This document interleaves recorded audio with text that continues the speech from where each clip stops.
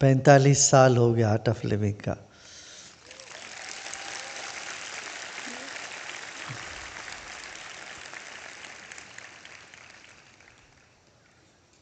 मुड़ के देखो तो पता है कितनी तरह से पड़ाव से चल के हुए आ गया अपना।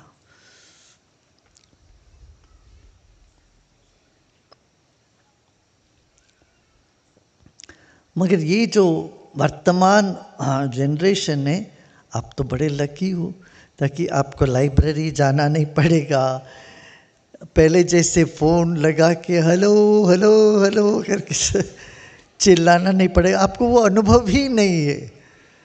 पहले एक फ़ोन कॉल करना हो, बाप रे बाप, वो भी एक बहुत बड़ा काम हो जाता, 3-4 घंटे कोई आप वो फ़ोन कॉल बुक करो, वहाँ बैठे रहो, और जब आएगा 2-3-4 घंटे बाद हेलो हेलो चिल्लाओगे तो कुछ नहीं, और उसके ऊपर से इतना पैसा चला जाता, तुम्हारा इतना पैसा खर्चा हो जाता।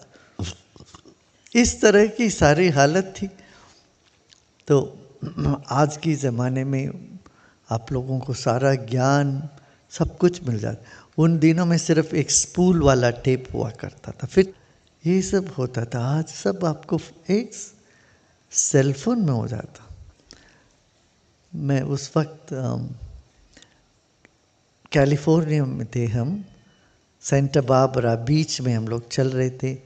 एक आदमी टॉर्च लेके चल रहा था, दूसरा ट्रांसिस्टर लेके चल रहा था। उन दिनों सेलफोन नहीं थी। वो फ़ोन विदाउट वायरलेस फ़ोन घरों में होता था ना, सिर्फ वही होता था। वो थोड़ी दूर गार्डन तक ले जा सकते हो तुम, कोई 200-300 मीटर तक ही उसका रेंज हुआ करता था, सेलफोन नहीं थी। सो कोई टॉर्च लेके चल रहा है, कोई इतना बड़ा बूम बॉक्स टेप रिकॉर्डर लेके चल रहा है, कोई कुछ और लेके चल रहा है। मैंने उस वक्त कहा देखो, एक छोटा सा प्लास्टिक पीस में ये सब आ जाएगा तुम्हारे पास, उसी में गाना भी, टॉर्च लाइट भी, फ़ोन भी, सब हो गया। मैंने उस वक्त बोला तो लोगों को समझ में नहीं आया, बोले कि पता नहीं गुरुदेव क्या बोल रहे हैं। बोले कि अच्छा, मुझे लगा कि ऐसे एक छोटा सा एक आएगा प्लास्टिक, इसमें सब कुछ होएगा, तुम्हारा जेब में रहेगी। उनको सब समझ में नहीं आया। आज भी वो लोग याद करते हैं, आपने बताया बीच में वॉक करते हुए ऐसे होएगा कर। दुनिया विचित्र है, 12,000 करोड़ प्लैनेट्स हैं, ग्रह है, दुनिया है, उसमें से हमारा सिर्फ एक, अपना सिर्फ उसमें से एक है।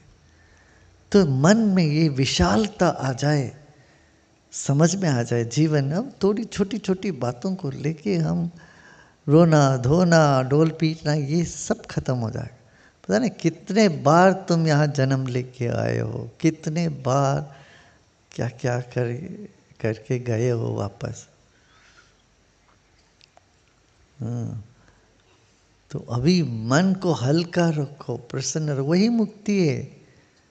मुक्ति के लिए कहीं हिमालय के कंदरों में घुस जाना नहीं है। मुक्ति जहाँ तुमने अपनी ये सारी इच्छा को समर्पण करते हो वही मुक्ति है। खाली हो जाते हो तो वही मुक्ति है। आग्रह छोड़ देते हो तो मुक्ति है।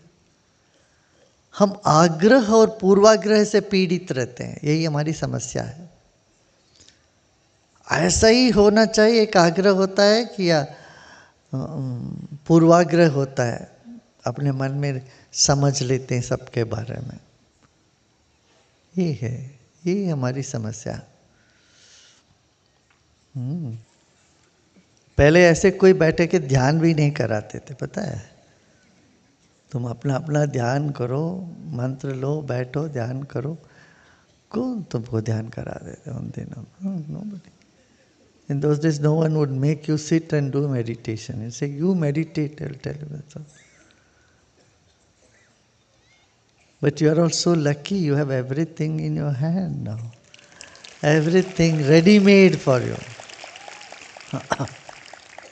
All has come on a silver platter. The bhajan clubbing also, our people started one place, now it has become quite popular around the world. Our singers, teachers and volunteers or singers, they started bhajan clubbing. I said, don't do it under Art of Living banner, because Art of Living banner, many people have got their own ideas, and so I said, just do it so that anybody will come. Clubbing is something which is the lingo of younger generation. So, actually, they started in Argentina several years ago. They call it Yoga Rave.